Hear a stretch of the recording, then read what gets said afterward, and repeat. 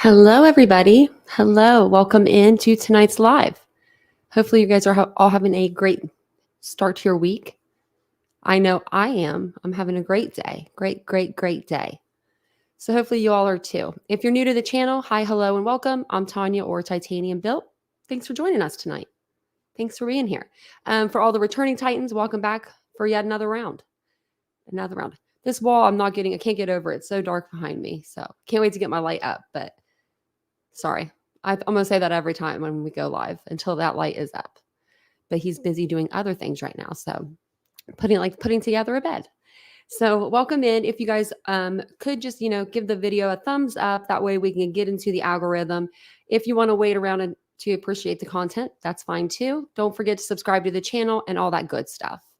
I do have it on like open chat tonight. So if anyone needs because I don't have, if I might not have any mods.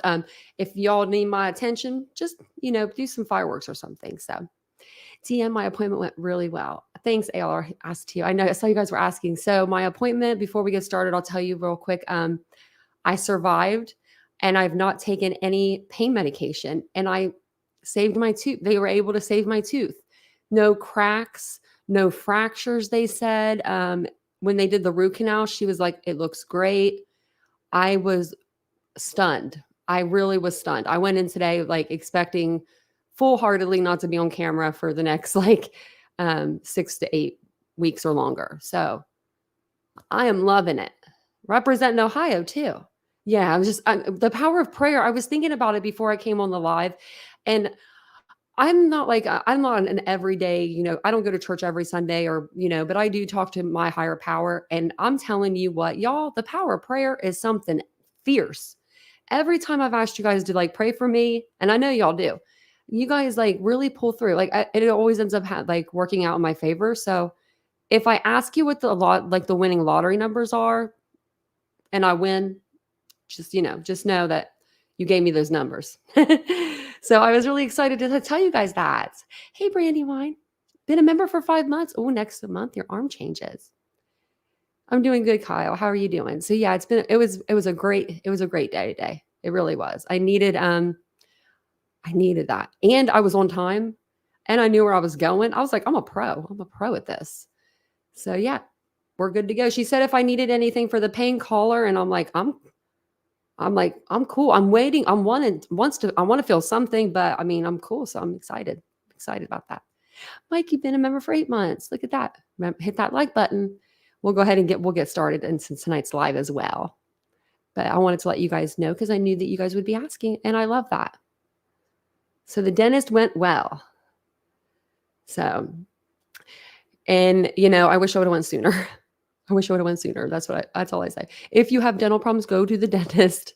I think I scared Vincent into always brushing his teeth. He didn't realize that the needles that they use are like the size of your arm. So I only had to tell him that once. And he was like, he's like, I'm brushing my teeth right now.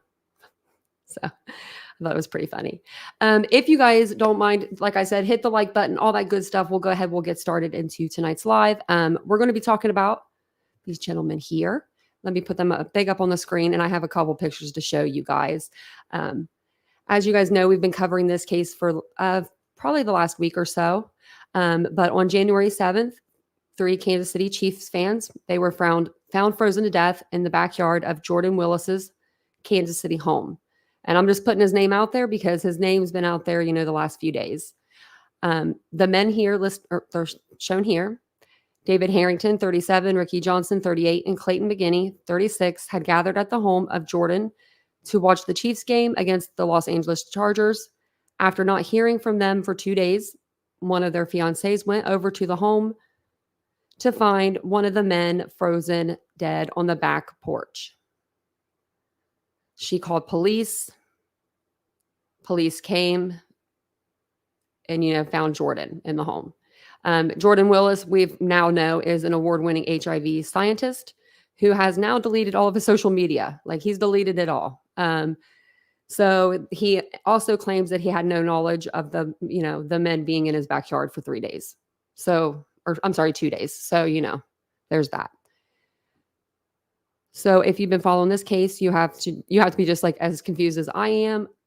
about everything that's going on. So there was some information that came out last night. So we're going to go over that. We have a bunch of stuff to go over, actually.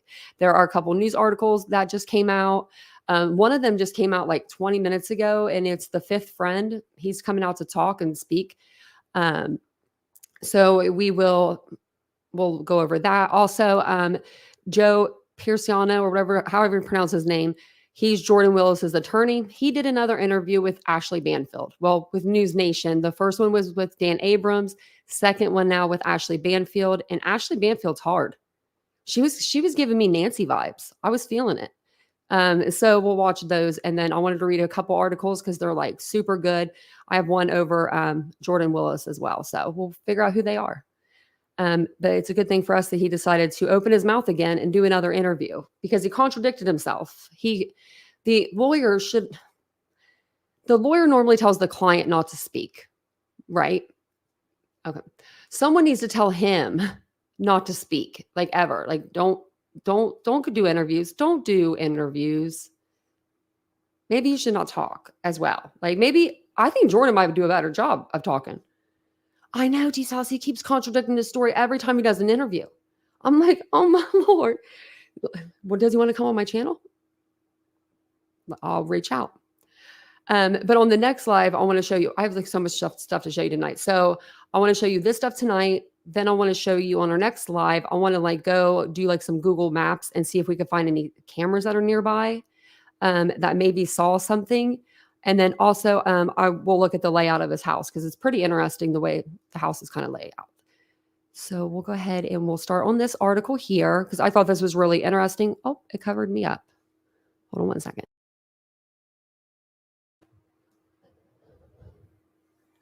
I'm like, where am I?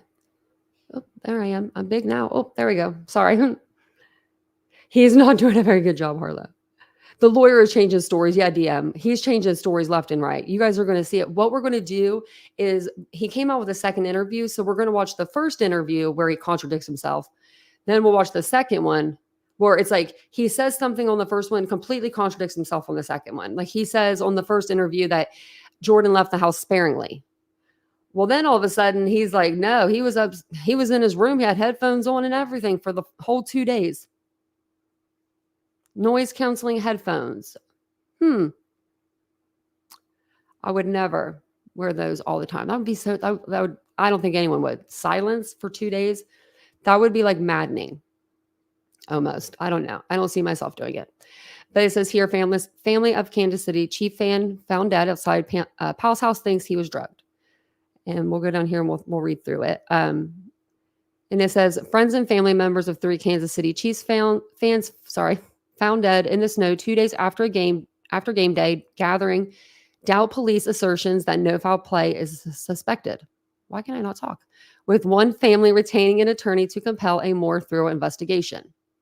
The bodies of Ricky Johnson, 38, Clayton Mc, 36, and David Harrington, 37, were discovered by the Kansas City Police Department on January 9th after one man's fiancée told them she hadn't heard from her partner in 2 days. And I believe that was Clayton's fiancée. I wonder when they were supposed to get married. If you guys know that, let me know. That's really sad. The Kansas City Police Department told Fox News Digital that they are awaiting the results of the men's post-autopsy toxicology reports. And we did hear that they should be out within the next few weeks. The last contact the men made with their loved ones was on January 7th when they joined a group at the Northwest 83rd Terrace home of their friend Jordan Willis to watch the Kansas City Chiefs play the Los Angeles Chargers. According to the victims' families, Willis met officers at the door in his boxers with an empty wine glass in hand. His attorney, we're going to call him John, he told Fox, so he's talking. He told Fox that it contained water and had been refilled after holding wine the night before. Now, I know men probably don't, I guess men might not care, but who's going to put water in an empty wine glass? Normally, if it's an empty wine glass, it has that little puddle of wine at the bottom of it that you don't get all the wine down. You know what I'm talking about, ladies and gents? You get that little puddle of wine. So it's going to sit there overnight and dry or pool, like dry. And then you're going to go, wash it out with some water and drink some water out of it instead of just going downstairs and grabbing some water. I don't know. I think it's a little weird. Um, John, we're going to call him John, his attorney. He said his client allowed police to search his home without a warrant or an attorney present. Ross Nigro, an attorney representing Johnson's family, said police carried out a second, more thorough investigation 2 days later. In the 48 hours prior, the family said Willis had ignored repeated emails, Facebook messages, text, phone calls, and knocks at his door. Now, that's a lot of that's a lot of communication trying to get to like a hold of someone. Willis's attorney said he went to sleep on the night of January 7th with Johnson, McKinney, Harrington, and a fourth man still awake inside. Now you're going to hear in this interview, this newest one, that he walked them to the door. He walked them to the door, all three of them. Right here, he was asleep. He went to sleep. They were still awake inside. Willis has since moved out of his rental home in fear of retaliation after a flurry of media attention about his friend's death, according to John. He has also taken a leave of absence from his job as a data scientist at IAVI, a nonprofit that develops vaccines for infectious diseases. So is this the job that he supposedly works from home at? Or is this a different job? And why would he have to take a leave of absence from his job that he works from home? If he's at home, why can't he work from home? Nobody's going to get him in his home. We ain't that crazy, y'all. You know, like, we crazy, but we ain't that crazy. Hey, Miss Linda, welcome in. Pretty crazy, huh? Man. There's no allegation of any animosity between Jordan and his three friends. And I believe that. People want to speculate, but it's not like anyone ever called the police saying, we're afraid of this Jordan guy. What? Why would his lawyer even say that? This attorney, oh my Lord. His attorney, and I heard he's good. I've been looking him up. I'm like, what? He's good? I don't think so. He's like, well, you know, people want to speculate, but it's not like anyone's ever called the police saying we're afraid of this Jordan guy. Like, why would you say that? He also said 2 of the 3 men had been friends with Willis since high school, and the third was a close friend for about 4 years. They went to watch the Chiefs game together. Jordan had bought 4 tickets to the Chiefs game for the following Sunday so they could go together. I understand that people are hurting, but that's no excuse to throw baseless accusations at Jordan. We're just wondering how he didn't see people. Was he inside? Was he outside? Were they inside? Were they outside when he last saw them? Because the stories are contradicting. So that's why we're here asking questions still. You know what I'm saying? And 3 dead bodies in the backyard. Yeah, we're going to be asking questions there, John. It would be weird of us if we weren't. The number one thing that people need to remember from our point of view is that these were his 3 buddies. If they were in danger, he would have helped them. If he knew they were out there, he would have called the police himself. Anything beyond that is pure speculation. But Norma Chester, Johnson's mother, suspects that Willis played an active role in her son's death. Seriously, these were responsible men. How do they go in a backyard and freeze to death? All 3 of them. Sometimes, or something that comes to my mind, this guy wants to brag about how smart he is. He's a scientist. My thoughts are that he concocted something and gave it to all 3 men. I know I'm just thinking, but how could this have happened? Johnson, a father of 3, never showed up for work at his father's construction company that Monday. At the time, Ricky Johnson Sr. told Fox News Digital his family worked to find the address where his son watched the game. Wow. They worked hard. You know what I mean? They're like, where was he at last? Meanwhile, Johnson's family and friends on social media said one of the men's fiancées had broken into Willis's house after repeated attempts to reach him and answered knocks at his door. There, she found one of the men's bodies and called police. And I still wonder if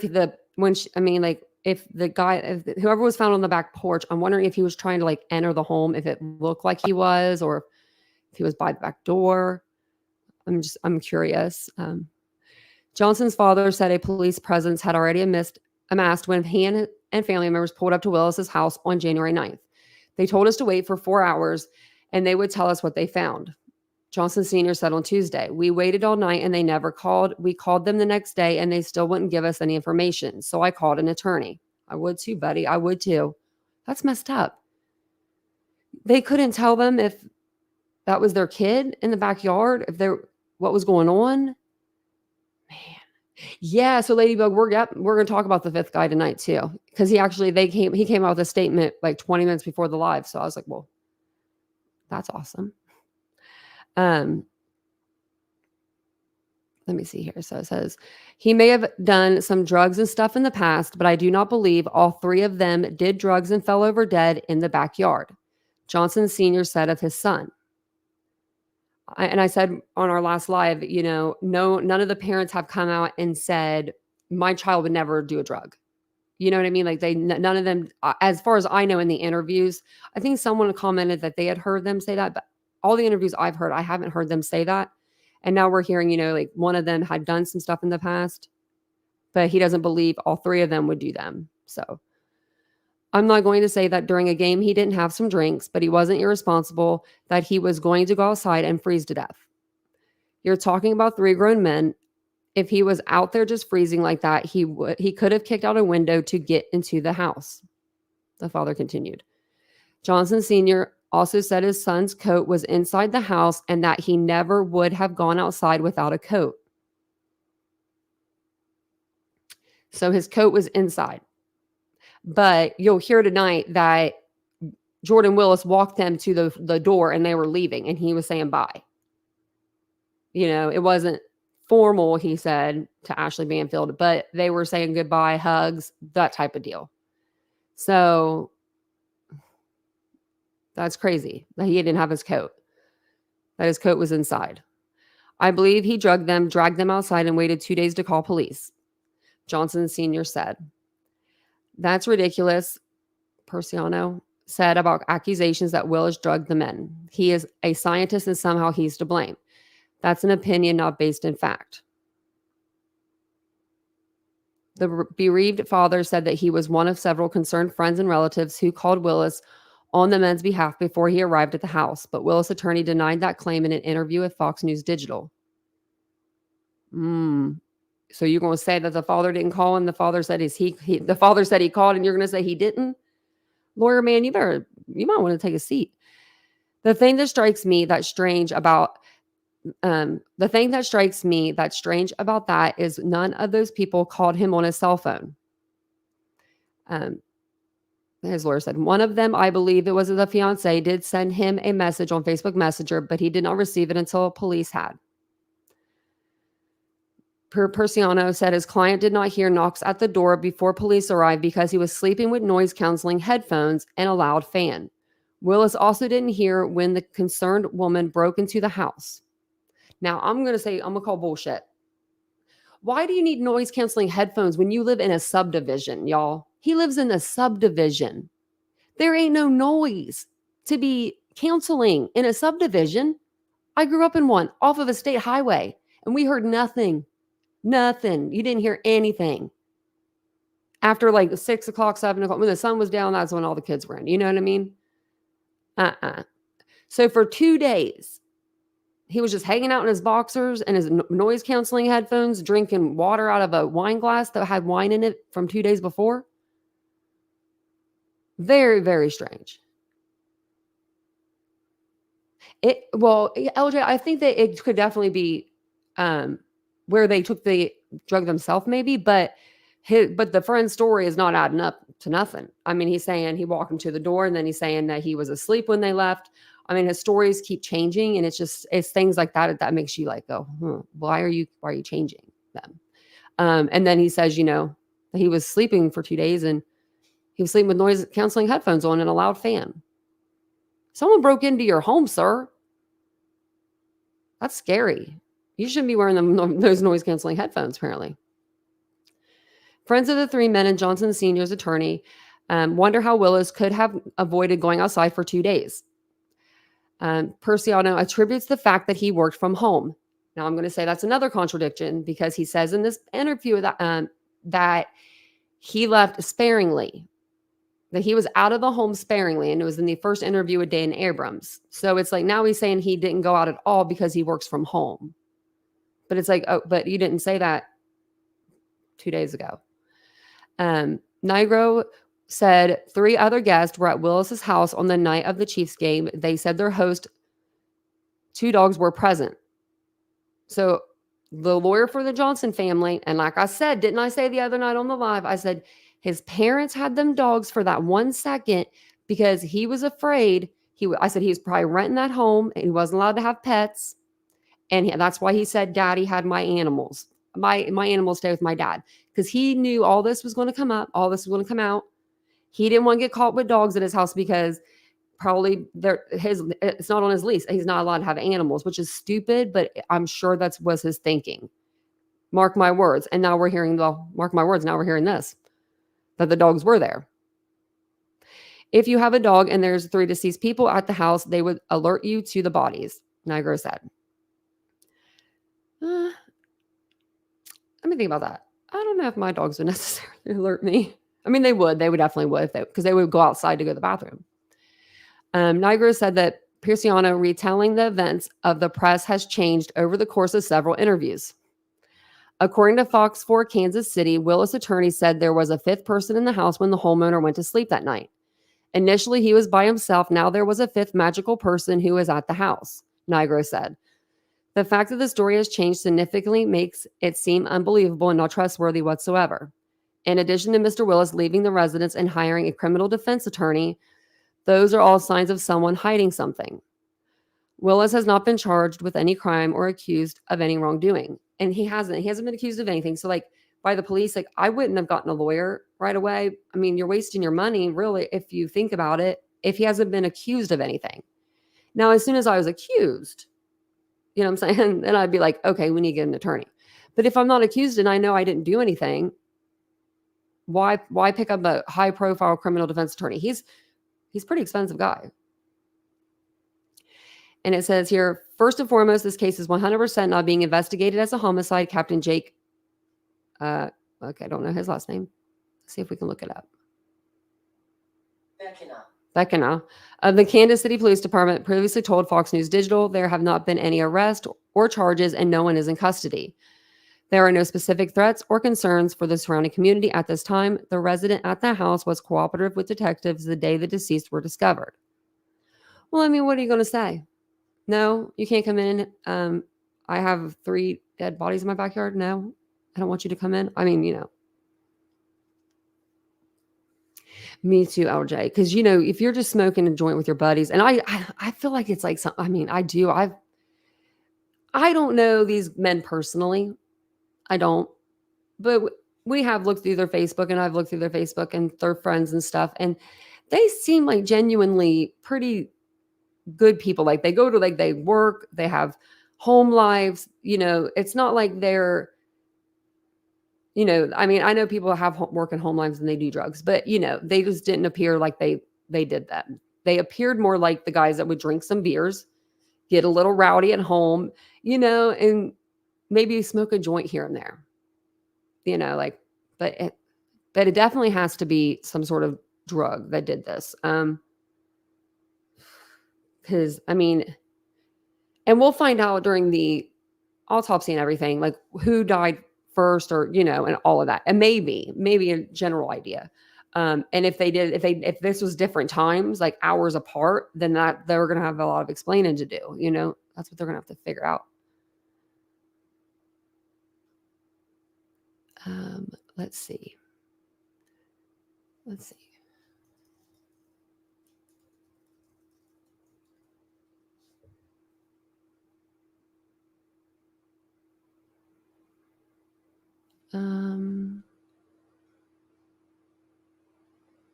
here. I'm trying to get it over to this one. So I want to show you guys this because this is a little bit about Jordan Willis. It has this picture there, and it has a few pictures of him. I figured we go through this article real quick, and then we'll go through the interviews that Mr. Pinchiato did. I know I'm saying his name wrong, but you know, John. Hey, Julie. Yeah, the homeowner's actions just, they don't make sense. Even, let's say like he didn't do them. Like he didn't do the drugs, but his friends did. Why say that you walked him to the door? Why, you know what I mean? Why don't you just come out and say like, hey man, you can test me. My friends decided I can't believe this happened, but my friends decided to do some really, they decided to smoke that night. Let's say it was a joint or let's say it was whatever laced. But this is what my friends did. And I need to know like what happened to my friends. Like, I don't know. I just want to be more forthcoming. And I feel like he wasn't, I feel like he really wasn't. So this is Jordan Willis, 38. So he has no idea how his friends died and he was sleeping. He had moved out of the home and deleted all of his social media accounts. This is the Kansas City Chiefs fan who says he was sleeping when his 3 friends died in his backyard in freezing temperatures on January 7th. Jordan Willis, 38, is an HIV researcher and protein scientist who lives and works in the home on Northwest 83rd Terrace, Kansas City, Missouri. On January 9th, the bodies of his 3 friends, David, Ricky, and Clayton, were found in his backyard. They have been there since January 7th when the 3 men visited Willis to watch the Chiefs play the Los Angeles Chargers. Now, I'm going to say it could have been the 8th because the 5th guy that comes out, I believe he says that they were there and it was after midnight when he saw them there alive still. So, and we'll go over that article here shortly. So keep that in your head. Willis's attorneys claim he said goodbye to his friends, 2 of whom he knows since high school, then crashed on the couch. A short time later, he went upstairs to bed, leaving the doors unlocked. The 3 men, he says, then returned to the property at some stage and went inside. And he was saying that, maybe they left and then he went to sleep and they came back. Who does that? Nobody. If you're drinking from 3:25 at the minimum, right? That's the start of the game. Them guys were drinking before the game started. We all have pre-drinks before the game. You know what I mean? People do. So they had to have been pretty sloshed by midnight. You know what I mean? If that's the case, they were probably, or if they weren't, they were probably so exhausted because if they did stop drinking, hours before to maybe not be so drunk to drive, maybe they just got, I don't know. I just feel like they would have definitely left and not come back. There's no way I'm going to leave a friend's house after drinking all day. Let's say I'm drinking all day. Maybe I'm tired or maybe I'm drunk, one of the two, and I'm going to drive home. I'm not going to turn around and try to go back. If I'm home, I'm going home. You know what I'm saying? Like, I don't know. That's just me though.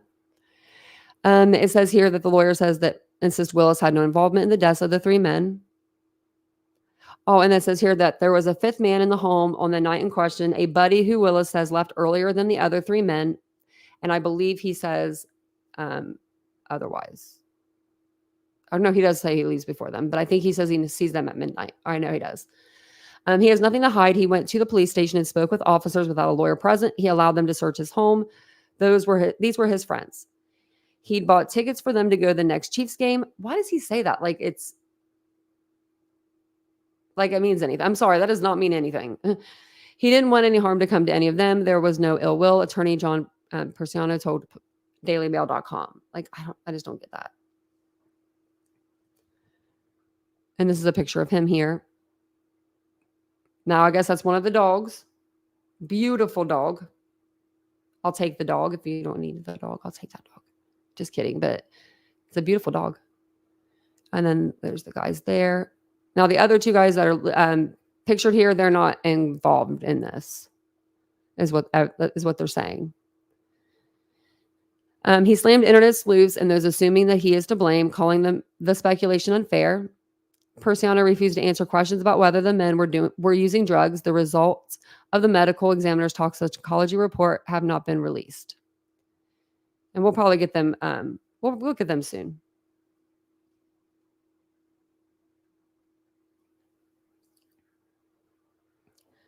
Sorry, I had to grab a drink. I have to cough really quick. Hold on one second.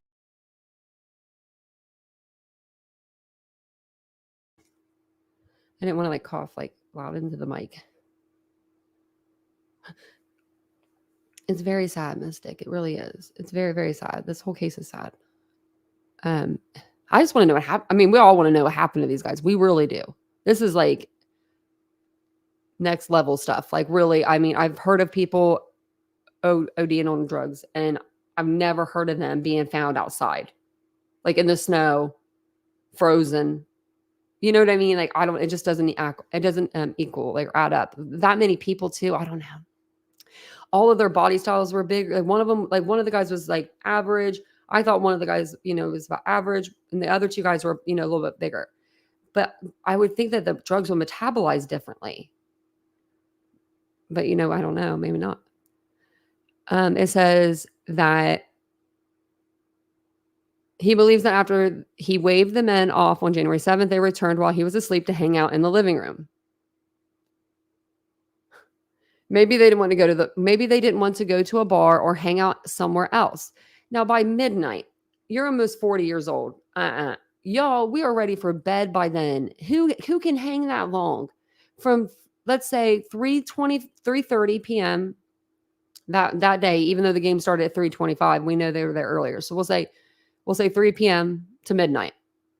Anybody else hanging out after midnight? I would probably be passed out in the bar somewhere. If we were at a bar, I'd be passed out in the booth. I'd be asleep at my friend's house on the couch by midnight. I mean, I can't hang. Give me a sip of beer me now, and I'd probably be singing y'all karaoke. That'd be good, though. That'd be good. Oh, I would be too. I'd be singing you guys all kinds of songs. And it says he worked from home and his two dogs were at his father's house, so he did not require walking. Like, it's just so happens that your dogs are at your dad's house when three people, this is a lot of coincidences. You know what I mean? For 2 days, the families of the victims say they bombarded Willis with phone calls and Facebook messages asking where their loved ones were, but received no response. When the fiancée broke in on January 9th and found the first body, she called police. And I hope, none of it's good, but I hope she didn't find her fiancé.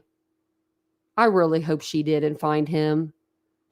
And I'm glad she actually walked out and she didn't go looking, because that would be something that you can't unsee. You can't unsee that. I couldn't imagine. That's so sad. Officers arrived to find Willis in his underwear with an empty glass of wine in his hand. According to the victims' families, the other two bodies were then found in the backyard. The deaths remain a mystery. Police say there was no foul play and Willis has not been charged or arrested. The medical examiner is yet to reveal how the men died or what kind of condition their bodies were in. Willis, through an attorney, has denied wrongdoing. There's a picture of him there. Kind of blurry. I don't know why. Oh, look, there's his dogs. They're like good dogs. They're just like hanging out right there. Those dogs would definitely alert. 1,000%.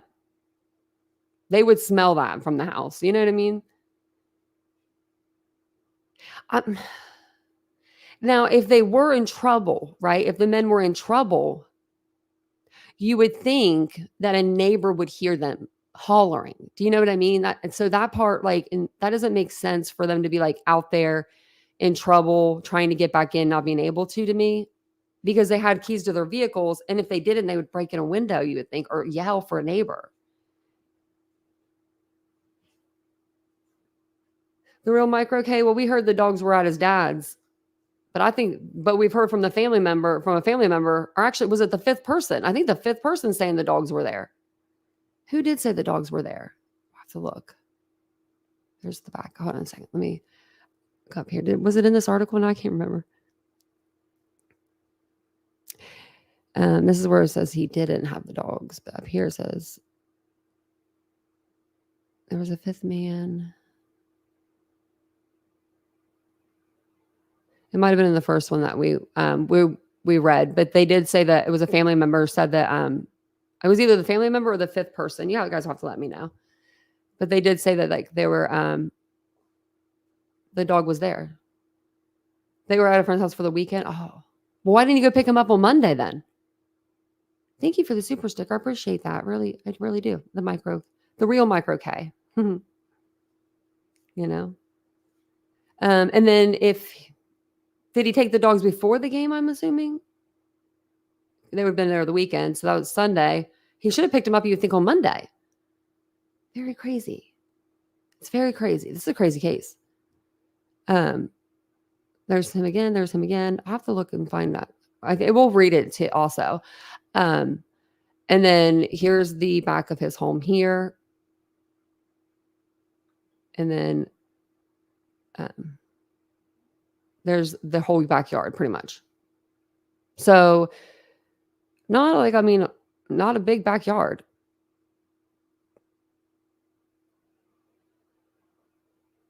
Wonder why these are here on this side of the house, like those tracks. It says here he had absolutely nothing to do with their deaths. He has now moved out of the property. Let me see if I can find anything that's new. Oh yeah, Willis' attorney said he did not hear the victims' loved ones because they're banging on the door because he sleeps with headphones and a fan on. So it's like, what time did they go there? You know what I mean? Looking for them. Was it early in the morning? Maybe he did have his headphones on. But if it's like midday, I don't know. I just feel like they were there throughout the day. Especially if they saw 1 or 3 vehicles there. You know what I mean? That's going to alert you. It says here that Willis' attorney says he did not hear the victims. Oh, sorry, I read that part. He does not know how the men died and says he never suggested that they froze, as had been reported. Willis is an accomplished scientist whose research into COVID and HIV has been praised in the medical world. In interviews, he describes his 2 pit bull mixes, Sadie and Daisy, as the light of his life. They're the light of your life, but they live with your dad? Come on now. Well, that's what he's saying. That's what he's saying. He's saying that they were at his dad's. I don't believe it. I believe them dogs were there. He is saying that those dogs were at his dad's because he does not want his landlord, because he's leasing that house, to find out that he had dogs, especially pit mixes. Because a lot of places, like won't let you, like a lot of places won't let you rent. If you have a pit or if you have a pit mix, they look upon you like you are carrying in the devil himself. Believe me.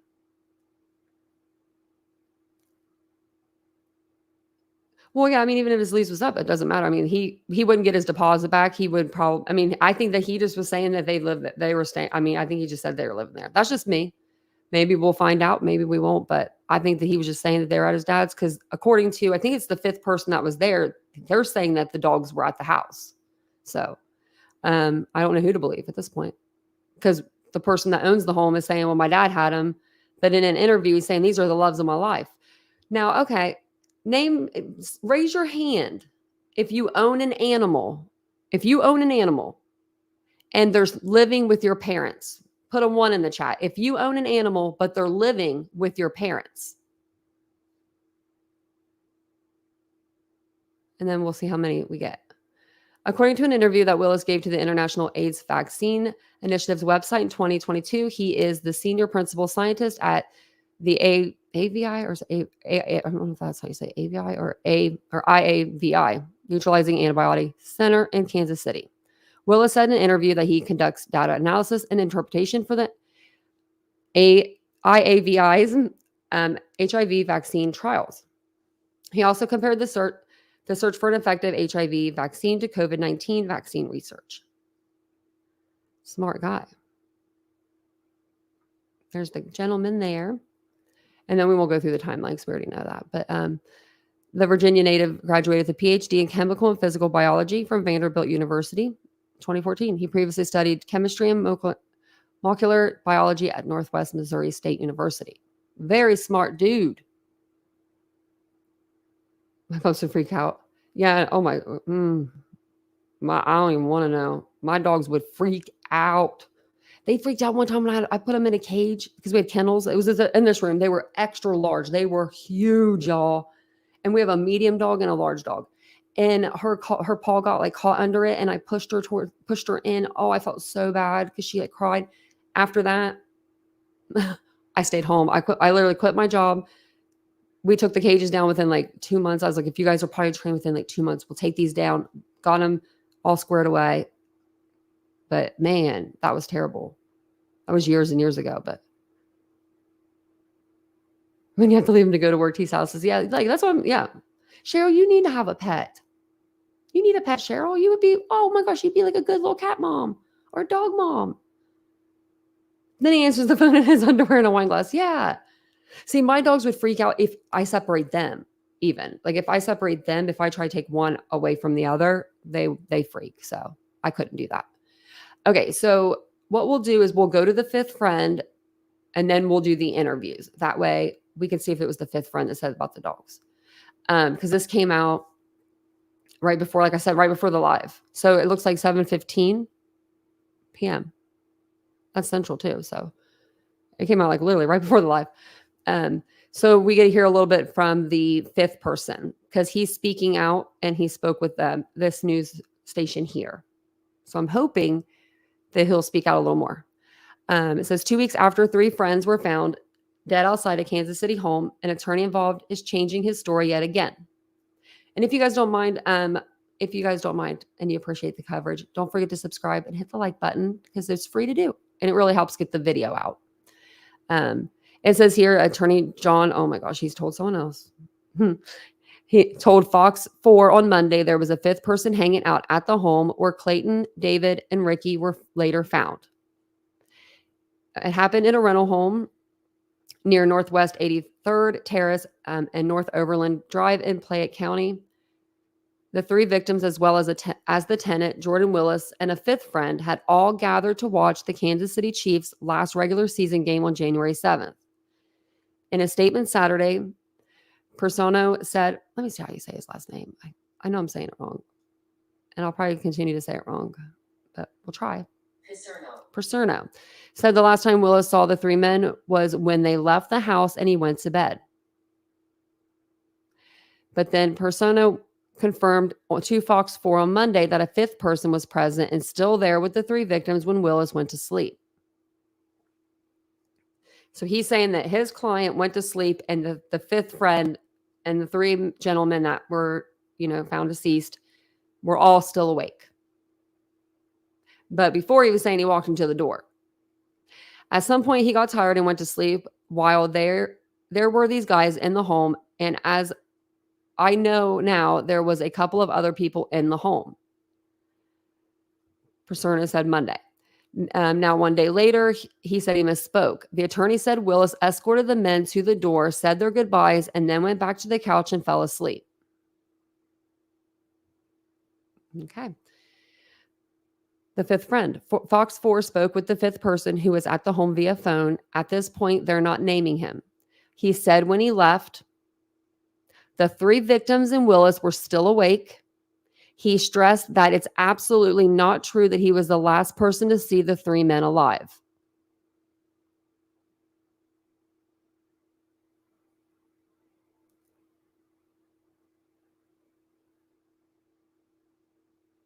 Okay. Yeah, it's very crazy. Very, very crazy. Let's see. He stressed that it's absolutely not true that he was the last person to see the 3 men alive. After asking a few more questions, he directed Fox 4 to his attorney, Andrew Talaj. I think that's how you say his name. Let me see. Taj. I hate people's last names. I always say I'm wrong. In an interview with Fox 4, Taj said his client arrived at Willis's house around 7 p.m. that Sunday. So the game was, we know, from 3:25 p.m.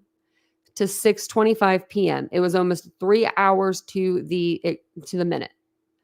So he arrives 30 minutes after the game's over. He said his client was hanging out with the 4 others until about midnight. At that point, it's at that point when he left. So he left after that. According to Tausch, when his client left Willis's home, the 4 men were watching Jeopardy. Most importantly, he said they were all still alive those early hours Monday. Watching Jeopardy. I mean, Paserno said multiple times that the only messages Willis received were via Facebook Messenger. He didn't receive any text messages or calls. But Tausch disputes that part, saying sometime Tuesday, his client received a text message from Clayton McGinney's fiancée and from Ricky Johnson's mother asking about their loved ones. At that point, Tausch's client sent a text message to Willis and to Johnson. He never received a response, the attorney said. So he's saying, this fifth friend that was there is saying, no, I reached out to him personally, even said, and said that people were looking for these guys. And he never gave them an answer. Isn't that crazy? I'm thinking fentanyl too. That's what I'm thinking too. I really do think it's going to be like fentanyl. I'm not blaming. I'm not personally like really blaming anyone, but I'm wondering about the story. I'm like, why are we not telling the same story? You know what I mean? Like, that shouldn't be hard. That really shouldn't be hard. Like, yeah, they were here from this time to this time. They left. I went to bed. Like, I mean, it should be simple like that. It shouldn't be this, a lot of poses, that's what it says right here. It's just one of the many inconsistencies in the story of what happened in the hours and days after the family and friends lost contact with the three men before they were ultimately found dead. It's got a lot of holes in it. Like, the last time he saw them, they were leaving the house, but he didn't know they left. That doesn't make much sense. Caleb McGinney, cousin of Clayton McGinney, told Fox 4 in an interview Monday. In an interview with News Nation on Friday night, Paserno said his client had left the home sporadically on Monday and Tuesday. He reversed course on Monday, saying that what he said was poorly phrased and offered a new explanation. What I meant to say on News Nation is that he left, he was sleep. What I meant to say on News Nation is that he left, he was sleeping, and he left his bedroom sporadically. Okay, well, he says, what I meant to tell News Nation is that he left, that he was sleeping, and he left his bedroom sporadically. That says that he left the house. What are you talking about, sir? On the same day, Fox 4 confirmed that 3 bodies were found behind Willis's home. We reached out to him to no avail, as well as to several of his family members. A close family member got back with Fox 4 and told us Willis said his friends froze to death. It's something his attorney now argues he never said. Paserno said his client never left the house from Sunday's gathering to watch the Chiefs game until after police arrived Tuesday night.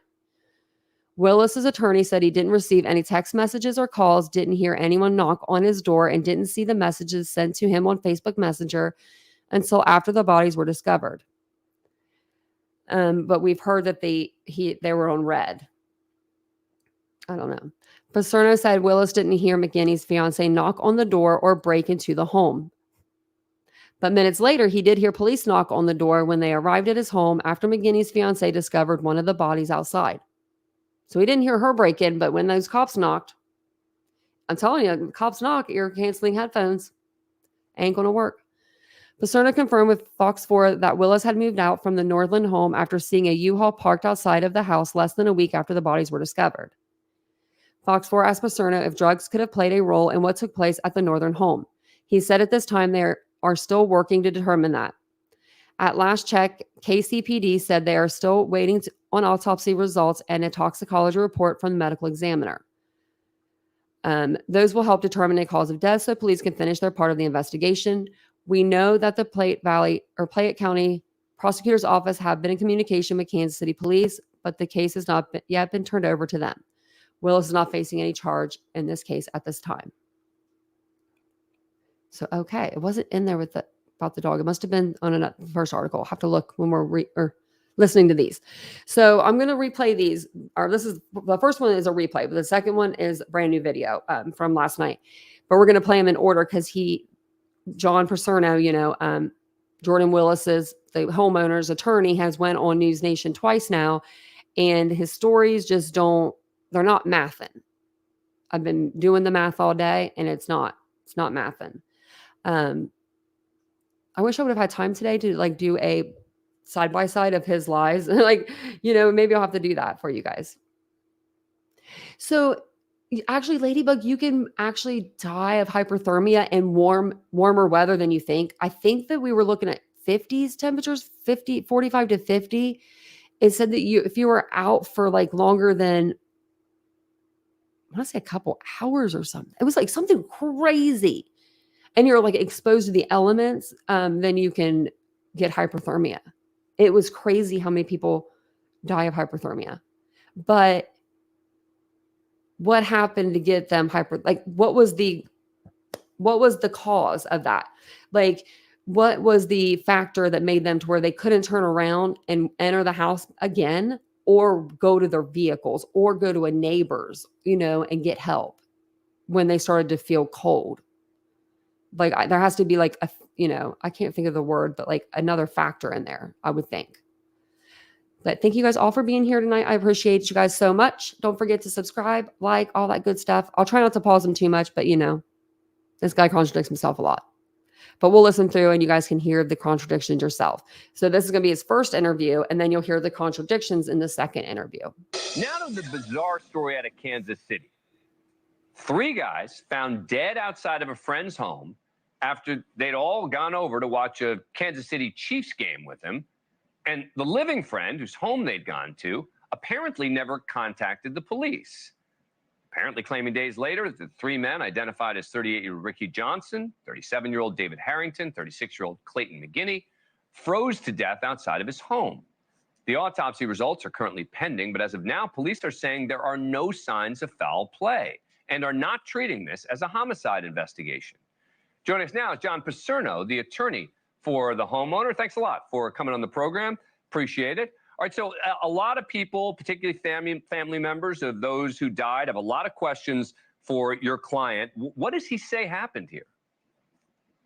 Well, at this time, he doesn't say anything different than what he's told police previously, that he has no knowledge of what happened to those young men after they left his home. Let me read you. This is from one of his friends, from one of the friends of the one of the people who died, who said on Facebook, "The man was inside his home alive while my friends were dead in his yard for Lord knows how long. They were all hanging out since after the game Sunday. He knew people were looking for them. He read messages of people searching for him on Tuesday. My husband banged on his door for 20 minutes. My friend banged on the door and then busted a window and yelled and announced her presence while she's inside, and still nothing from him. Then the cops come 10 minutes later and he comes out nonchalant in his boxers with an empty wine glass in his hand. Nothing is adding up. Dave, Clay, and Ricky need and deserve justice. They didn't deserve this." Your response? Sure. Even if all of those things are true, that doesn't mean he had anything to do with what happened to those young men. Obviously, 3 men who die all at the same time. And there's no signs of foul play whatsoever from the police. There's nothing to indicate that Jordan had any involvement whatsoever in their deaths. I spoke with the prosecutor this morning, as a matter of fact. The toxicology reports are due in a couple of weeks. And, we can all speculate as to how they died. But as far as my client being involved, Jordan didn't have anything to do with their deaths. When they left his home after the game, he didn't even really know which door they went out. They were in the backyard. He doesn't use that particular door. He goes out in the front. And so he had no knowledge that they were out there until, Tuesday, when he was told that they were out there. And what of the claims from the families that they were trying to contact him and he wouldn't respond and they were going to the house, et cetera?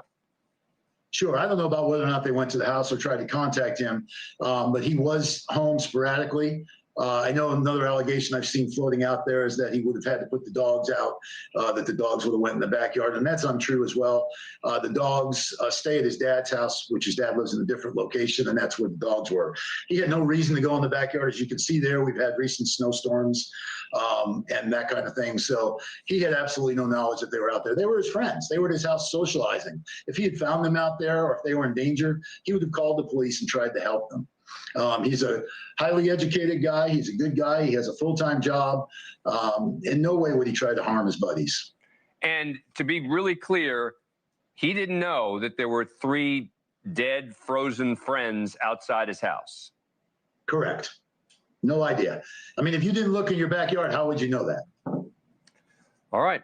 John Paserno, thank you so much for coming on the program. Appreciate it. All right. Thank you, Dan. Let's get back with the panel. Geraldo Rivera, Ashley Banfield, and Jesse Weber. All right, Ashley, it's cold where they are there. You grew up in incredibly cold weather as well. What do you make of what Mr. Paserno is saying there? I grew up in -30, so I don't think Kansas City's cold at all. However, look, I get what Mr. Paserno is saying, and that it does make sense. I once rented a dumpy house that I never saw the backyard at all. I did, however, see cars in my driveway, and those friends had vehicles still in the driveway for 2 days after the game. So that's a hard one to sort of put my head around, because if he indeed is going out that front door to and from wherever he goes every day, isn't he calling the friends to say, come get your cars? That didn't happen. And I'm very, very concerned about what Kaylee Laturion said in her Facebook. They broke in to the house calling his name, and he didn't answer, and they're in his house, and they find the bodies, and then 10 minutes later he's coming out with a wine glass in his underwear. All of that very uncomfortable. Jesse? It's strange. I don't think we learned too much from this interview. I mean, he emphasized something that I thought was interesting. All three died presumably at the same time. That's very curious. And if they had cell phones on them, if it was a case they got locked out of the house or in trouble, they didn't contact anybody else. There's a lot of unanswered questions here. And I'm not surprised from this attorney that we didn't get those answers, because he is representing his client in a really difficult situation right now. Thank you for watching. Go to newsnationnow.com to find News Nation on. Sorry, I was trying to pause him and I could not get it to, I couldn't figure out where I needed to pause, because, that's annoying at the end. It really is. Love you, News Nation, but it's annoying. So that's the first interview that the lawyer comes out and he does. Now, in his second interview with Miss Ashley Banfield, she's not as easy as Dan Abrams. You know what I mean? She's just not as easy. He's like, well, I know the person's name. She's like, well, can I have it? Tell him I want an interview. I don't know. Just the way that she was, I thought it was pretty interesting that she was, being Ashley Banfield. So, sorry. That was my wrist that cracked, if you heard that, believe it or not. So this came out last night. I don't know if you guys got a chance to see this or not yet, but it came out around 10:30 or so. And I promise you they're going to probably come out with something else tonight. So I'll have to keep my eyes peeled to see if anything's out yet. Because Ashley Banfield comes on at 10. So I'll have to see. But we'll play this and you're going to hear all the contradictions that dude did. So first and foremost, your client, Jordan Willis, is he free and clear tonight, or is he still facing some kind of potential criminal exposure? There was never any criminal charges. There is no case. The police have stated that this is not a homicide investigation and they do not suspect foul play. So he could do an interview. You'd be fine with him doing a TV interview because you now feel confident he has no concerns ahead of him. He could do an interview if he chose to. As I advised him, as I advise all my clients, that he shouldn't say anything at this time until the investigation has been concluded. I'm so curious about what could have possibly happened, as are so many people watching right now, as I'm sure you are, and potentially even. Do you know from speaking to your client, were there drugs involved with the party, the football watching party that night? There are some things that I'm not going to be allowed to comment on based on confidentiality reasons. There were, in addition to the three gentlemen that are deceased, in addition to Jordan, there was one other individual that was present in the home. And I'm not going to comment on anything about the activities that were going on there other than the fact that they were there and they were socializing after the Chiefs game. It's interesting, though, that you would bring up that there was another person there other than the three who died, the owner of the home, and then this mystery man, after the question I asked about drugs. Is there a reason for that? No, just in fact, I learned a little bit more about this other individual today. And I also, it's my understanding that he spoke with police as well, and that he supported what Jordan told law enforcement and what we believe actually was going on at the time. Has that fourth man and Jordan, have they spoken together since this tragedy unfolded? I don't believe that they have. And yet it's your understanding that this fourth mystery person, whose name I hope will surface soon, his account of what happened that night is directly in correlation with Jordan's account. Sure, and he's not a mystery person. He's one of the group of friends that they watched the game with. He's known to everybody. He's known to law enforcement. So he's not a mystery person. He's somebody there. And essentially, from my understanding, everything that he told the police is in line with what Jordan told the police, even though they were interviewed separately. I'm so glad he's not a mystery person. What's his name? I'm not going to provide his name. If and when he chooses to go public and say his name, then he can do that. He's not my client. I don't represent him. I don't feel comfortable doing that. Okay, I understand. Did your client ever leave the home from Sunday night and the football game until Tuesday when they discovered the bodies in his backyard? Did he ever leave and go outside the home? No, I don't believe that he did. He's self-employed. He works out of his home. He stayed in the home the entire time from, the basic scenario is they had watched the Chiefs game in a couple of different places. They went back to his place, his home afterwards, to play some video games and hang out. And at some point during that process, he got tired and he fell asleep. Before he fell asleep, they were going to leave. He actually escorted them to the door, said their goodbyes, opened the door. He went back on the couch and he crashed. And then when he woke up, they were gone. And during the day and a half. So where was the fifth friend when the three guys left? You know what I mean? After that occurred 2 days, I guess, because the police came in around 10 o'clock on Tuesday to his house. He was doing the things that he normally does inside of his home. And that he was sleeping, So, he was eating, and he was working. Can I back up? Yeah, can I back up for a moment there? Are you saying that your client, Jordan Willis, escorted the three victims to the door? He showed them to the door. Did they walk out the It's door? not that formal, Ashley. He didn't escort them. They're his friends. Okay. They've been together all day. They're leaving the house. You know, they're guys. They shake hands. They hug. See you later, bro. Whatever they did. But he left them as they were leaving the home. It's not unusual for him and his friends to spend time in each other's homes. It's not unusual for them to hang out when the other person isn't there even. And in this case, he was there. So for whatever reason. But it is unusual for you to leave and you see your friend's cars there when you left them out the door the night before. You get what I'm saying? You escort them to the door the night before and they leave. And then you walk out the next day and you see their vehicles there. You're not going to go, why are their cars still here? That's so weird. They left last night. They're not inside. Where'd those guys go? You know what I mean? Like you would be like, what'd he say? So what does he normally do each day? Yeah, exactly. Other than he puts on noise canceling headphones and drinks water out of a wine glass that had old wine in it. They either came back in the home or they went directly to the backyard. That part no one knows the answer to. Jordan believes they came back in the house and hung out for a while and continued to play video games. And at some point, they went outside in the backyard. But to be clear, they left, those three men left the house. Jordan saw them leave the house. He said goodbye to them. He laid down and he crashed and they went out the front door. Yes. They went out the front door. He witnessed them leaving the front door of his house. Sure. Yeah. After he said goodbye to them, he was hanging out. He went back on the couch and he slept. So at some point, they decided either to come back inside the house and hang out for a while, or they went out on the backyard and hung out, which. No, that's not. If they would have just went in the house and hung out for a while, they'd still be alive, sir. Sir. So that's not what happened. They didn't just come back into the house after they supposedly were leaving. That doesn't even make no sense. And then and the lawyer said in the first interview, he left sporadically. This one, he said he didn't leave at all. You got to get your story straight, buddy.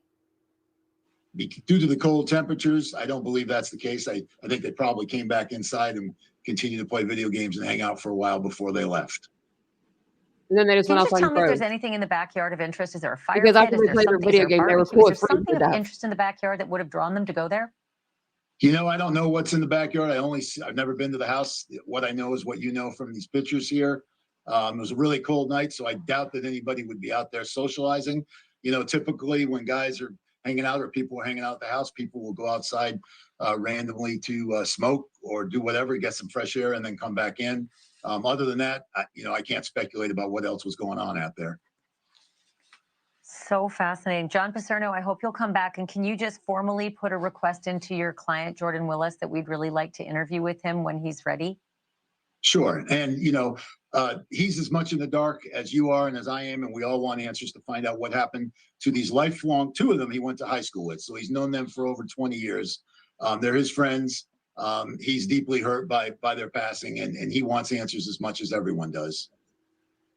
It's heartbreaking for these three families as well. I really appreciate you talking to me tonight. Thank you, John. Good.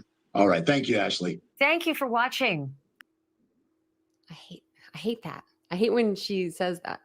Thank you, the real micro. Okay, said I think bad drugs, also drunk. He lost temper with everyone, kicked out.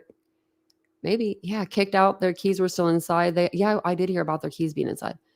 They really may have OD'd and froze to death, but I don't know. He may be hiding the fact that they got high on bad dope. That could be it too. That could be it. And John, we have questions for you, sir. We do. We have a lot of questions. So what's up with the discrepancies? Were they inside? Were they outside when you went to sleep? Why would 3 grown men go to the back? And if they were freezing, so if they, let's say, because that sounded really good. Like, that sounds good. Like, he lost his temper, maybe kicked everyone out. I could totally see that. Maybe he did. Maybe that did happen. But the other guy was still there.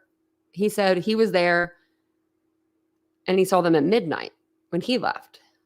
It's crazy. Hey, True Crime Cafe with Dago. Isn't this case insane? It's insanity. I don't get it. I'm at a loss for words with this one. So was he inside? Was he outside when he said goodbye? Did he walk him to the door like a hostess does? Did he not walk him to the door? Was he sleeping when they left?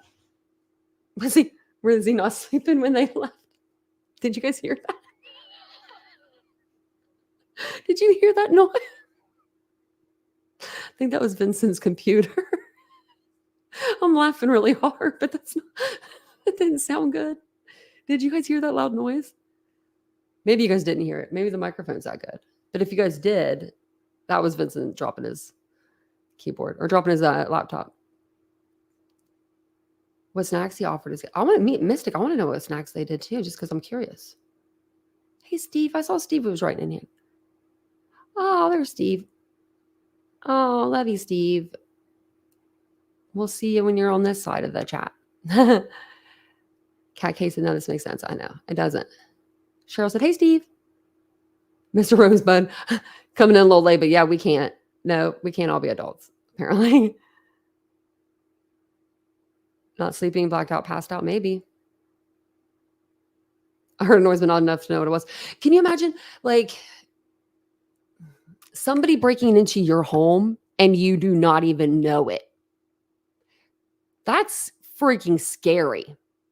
If that's what's going down. This dude he is saying that he was in his own world with his noise canceling headphones, his boxers, his water in his wine glass that had wine in it the night before.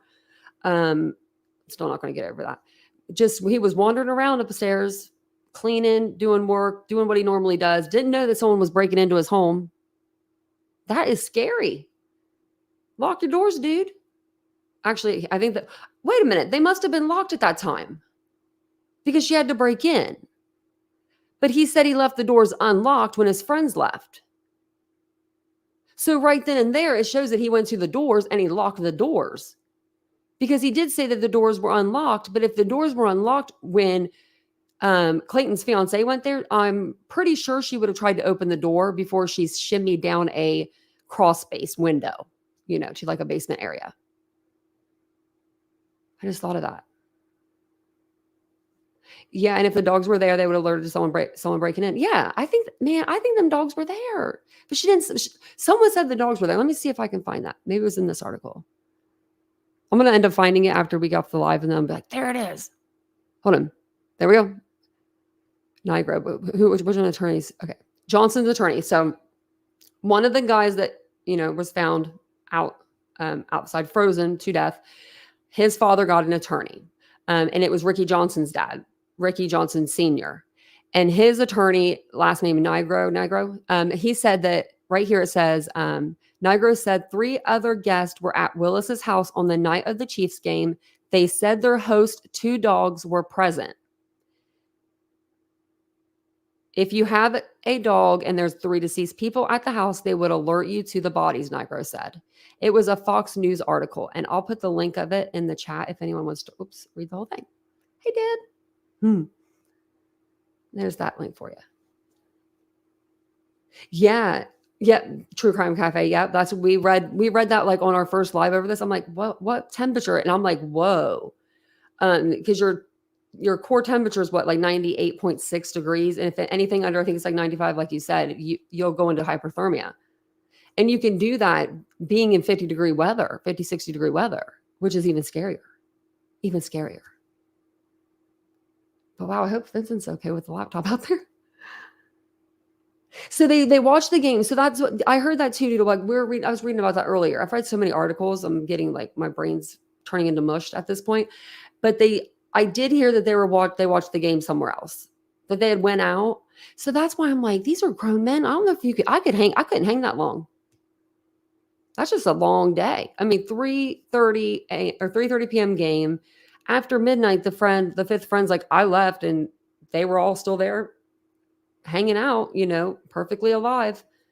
So it would have probably had to have been on the 8th, Monday, when they passed.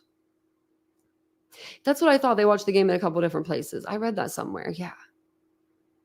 And then they went back to his house to play like video games and hang out. To me, that sounds like, let's get back to my house and party and like do something else. I don't know. That's just me. Hey, Steven. The phones were still inside and the cops have them. Yeah, I heard that the phones were still inside. I've heard that. And we just heard from Ricky's father that his jacket was inside. So why would he leave his jacket there? It's freezing outside. You don't do that.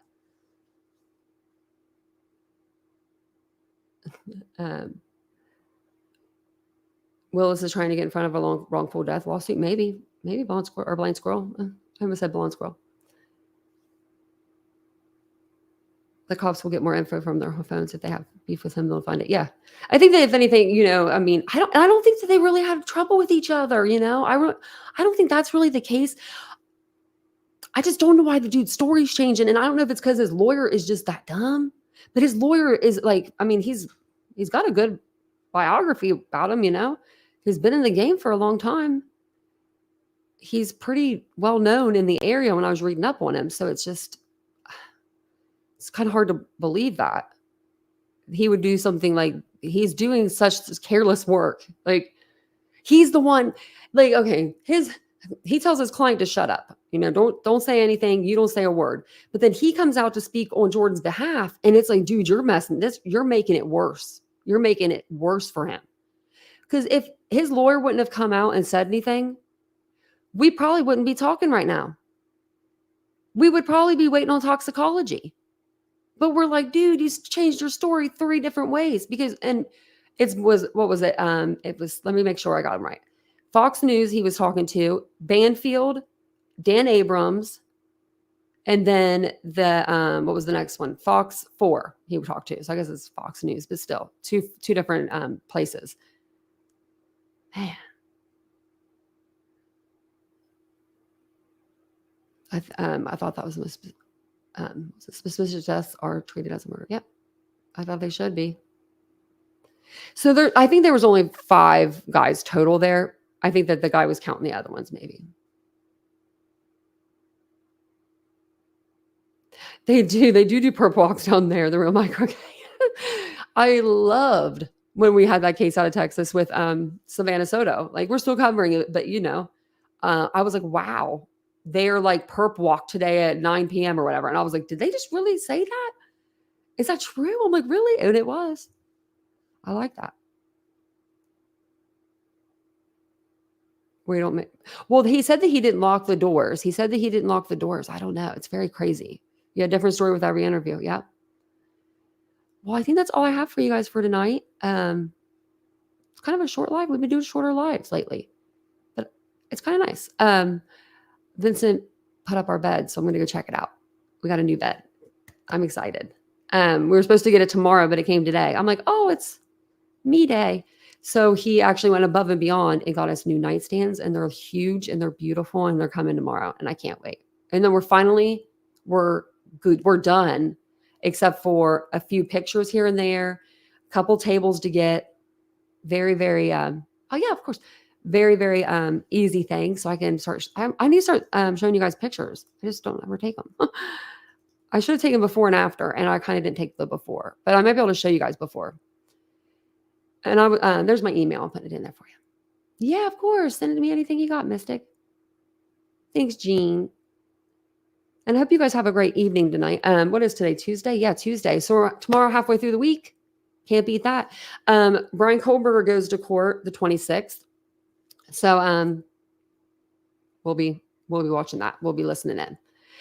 And I'm wondering if they're going to broadcast it through Judge John Judge's YouTube. If it's going to start like they're doing that like starting now. So you send me this one. Okay. Oh, look, there goes Bill's coming out. I don't like that. But thank you guys all for being here. I appreciate it.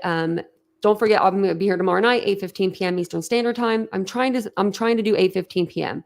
But if not, it'll be 9:15, but it should be 8:15 because we shouldn't be putting anything together tomorrow that I have to come on later. So thank you guys for the prayers too. My tooth is doing so well. I haven't taken even an Advil since my procedure today. I have like my metal is sore, but other than that, feeling really good. So I appreciate your prayers. They really work. So thank you guys. I hope you all have a great evening and I'll see you guys tomorrow. Bye.